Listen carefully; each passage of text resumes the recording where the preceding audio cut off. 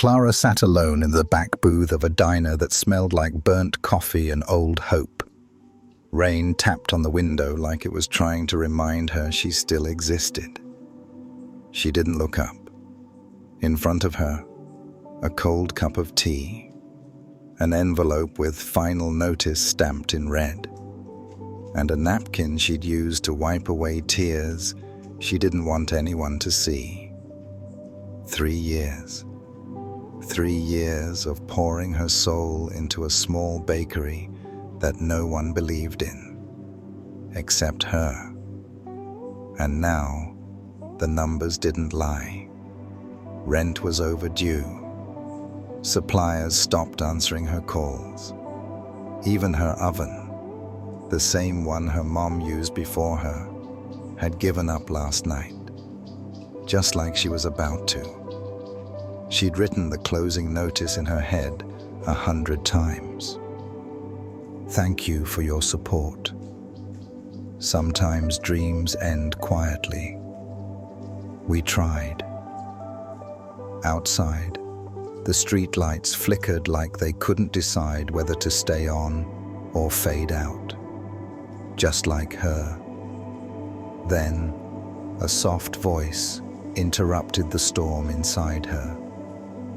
Excuse me, are you Clara? She looked up, startled. A man she didn't recognize stood beside her booth, holding a small brown paper bag. I'm sorry to bother you, he said, but I've been looking for you. Clara blinked, unsure if she'd heard him right. You're looking for me? Her voice cracked from disuse and disbelief. The man nodded, shifting nervously. He looked to be in his late 20s. Kind eyes, rain-damp sleeves, voice full of hesitation. You don't know me, he said quickly. I mean, not really, but I know you. Clara narrowed her eyes. I used to come to your bakery every morning, 2 years ago, before work. I'd sit by the window and order the same thing, cinnamon roll, extra glaze. She stared at him. That could have been 100 customers. But then he added, you used to hum when you baked. You probably didn't even notice. Her breath caught. She did. Every morning, she hummed her mother's favorite song. It was the only time she felt calm. I never said anything, the man continued. But I was going through a rough time back then. Divorce, anxiety, felt like I was failing at everything. Clara just listened. I don't know why, he said, voice softer now. But coming to that tiny bakery, it helped. Your smile, the smell of cinnamon, that song, it gave me something to hold on to. He placed the brown paper bag on the table. It's from a few of us. Regulars. We heard you might be closing. I know it's not much, but it's not just about the money. He looked at her, eyes steady. It's about what you gave us, when you didn't even know we needed it. Clara didn't open the paper bag right away. She just stared at it, like it might disappear if she blinked too fast. She didn't know how to respond. No one had said anything kind to her in weeks. No one had thanked her in months. No one had reminded her she mattered. In years. She finally looked at him. Why now? He hesitated, then shrugged. Because I know what it feels like to quit too early. And I didn't want you to do the same. Clara looked down. The napkin with her dried tears still sat between them. She reached for the bag, slowly unfolding the top. Inside, a handful of cash, some crumpled notes, and a small card signed with messy handwriting. "Please don't close. The world needs people like you. You made the worst mornings bearable. We believe in you, even if the numbers don't." Tears came quickly this time, hot, silent, unstoppable. Because it wasn't about the money. It was about being seen, about realizing her work hadn't disappeared into nothing, about understanding that the love she put into every batch of dough had landed somewhere, quietly but deeply. She wiped her face and whispered, "I thought no one noticed." The man smiled. "We noticed. We just forgot to say something. Until now." That night, Clara sat at her kitchen table, surrounded by unopened bills and the faint scent of cinnamon still clinging to her jacket. The paper bag sat in front of her. She had read every note twice. Some were from names she remembered. Others, she never even saw their faces. But somehow, they'd seen her. Her fingers brushed over the edge of the bakery's key. It felt heavier than usual, like it was asking her, "Are you really done?" She opened her laptop and pulled up her spreadsheet. Still a mess. Still deep in the red. Still reality.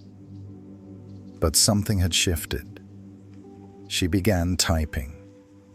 A smaller menu, local ingredients, community help, a weekly donation box, a pay what you can Saturday. Ideas poured out, not from desperation, but from purpose.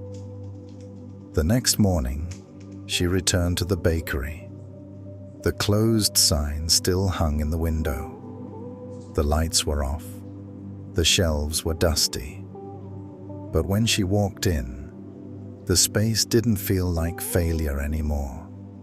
It felt like memory, like potential. She scrubbed the counters, wiped the windows, rolled up her sleeves and turned on the oven. And when she hummed her mother's song, the place felt alive again. Not because everything was fixed, but because she'd remembered why she started. Clara reopened the bakery quietly. No grand announcement, no rebranding, just a chalkboard in the window that read, "We're still here, and we're still trying." The first day, she sold only 6 pastries. The second day, 8. But people didn't just come for the cinnamon rolls. They came to talk, to leave sticky notes of encouragement, to say things like, "I brought my daughter here because this place helped me once." She started a wall called "Kind Words Only." Customers wrote down memories, gratitude, pieces of their lives. It became the heart of the shop. One afternoon, the same man who had found her at the diner came in again. He didn't order anything, just looked around at the full tables, the laughter, the quiet warmth. "You did it," he said. Clara smiled, dusted flour off her hands. "No," she replied. "We did." He reached into his bag and handed her a notebook. "What's this?" He shrugged. "I think you have more to offer than cinnamon. Maybe write your story." She laughed.